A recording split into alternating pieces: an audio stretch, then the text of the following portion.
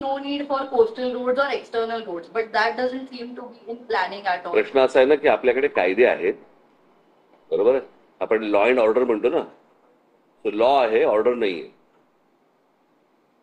आपल्याकडे कायदे आहेत, आपल्याकडे सगळ्या गोष्टी आहेत, परंतु या प्रकारची कोणतीही गोष्ट काय, मी तुम्हाला तेच सांगतो ना की हा विषय गंभीर महत्वाचा आहे. हेच मुळात राज्य सरकारमध्ये मान्य होत नाही ना. तर हे राज्य सरकार फक्त नाही म्हणत मी, अगोदरची सगळीच राज्य सरकार, तुम्ही कोणत्याही राज्यामधल्या राज्य सरकारमध्ये टाउन प्लॅनिंग असा विषयच येत नाही. आपल्याकडे डीपी बनतो पण टीपी नाही बनत.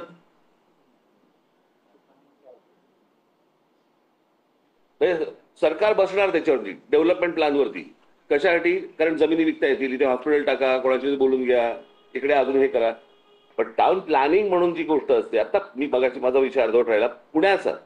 पुण्याची परिस्थिती तर आता अशी आहे की पुणे साधारणपणे एखाद्या शहराची लोकसंख्या किती असते ना, त्याच्याप्रमाणे साधारणपणे तिथे 15% रस्ते लागतात. आता पुणे शहराची परिस्थिती अशी आहे की तिकडे साधारणपणे 7 का 8% फक्त रस्ते आहेत. पण रस्ते जुनेच आहेत. ह्या बाजूनी पुणे वाढतंय, पण पुण्यात जर समजा बघितलं तर रस्ते तेवढेच आहेत. त्या ठिकाणी आज मुंबईमध्ये रस्ते तेवढेच आहेत. त्या ठिकाणी जर समजा तुम्हाला इमारती येत गेल्या आणि 50च्या ठिकाणी 500 माणसं आली, कसं होणार मला जरा सांगा. आता मला सीपी पण तेच बोलवते, तुम्ही, मला असं वाटतं की मला तुम्ही सीपीला भेटा एकदा या विषयामध्ये. ते म्हणाले की तिकडे आता जे हे काय तुमचं झालं ना, फिनिक्स आणि ते सगळं काय, कोण अजून कोण, इंडिया बुल्स वगैरे, त्या लोकांना सांगितलं होतं की तुम्ही बिल्डिंग इमारती आतमध्ये घ्या, रस्ता वाढवता येईल वगैरे. काही नाही, लक्षच नाही.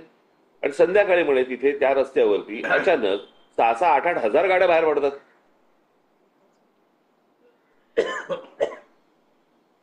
कशा पूर्ण गोष्टी तुम्हाला.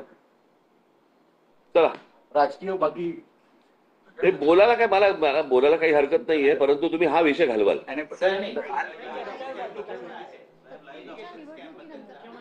नाही बोलायचंय.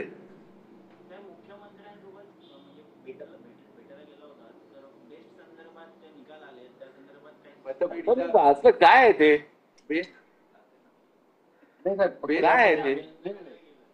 सगळ्यात जास्त की जो मराठी मतदार आहे, जवळपास 14,000 त्या मतदारसंघाचा काँग्रेसचा मतदार होता. तरी सुद्धा मराठी माणूस म्हणून जर चर्चा सुरू होती की मनसे आणि उभाठा एकत्रित आहे, तरी सुद्धा का नाकारलं याचं काही अनालिसिस झालं?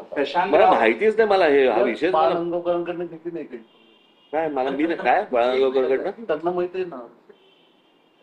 प्रश्न असा आहे, त्या निवडणूक आहेत ना, त्या स्थानिक निवडणूक आहेत, काय ते पतपेढी वगैरे काहीतरी असंच काहीतरी. 3 पॅनल होते. ठीक आहे, छोट्या गोष्टी आहेत रे. काहीतरी काय कुठे काय तुम्हाला काहीतरी 24 तास दाखवायला काहीतरी पाहिजे तुम्हाला. चहा घडावा.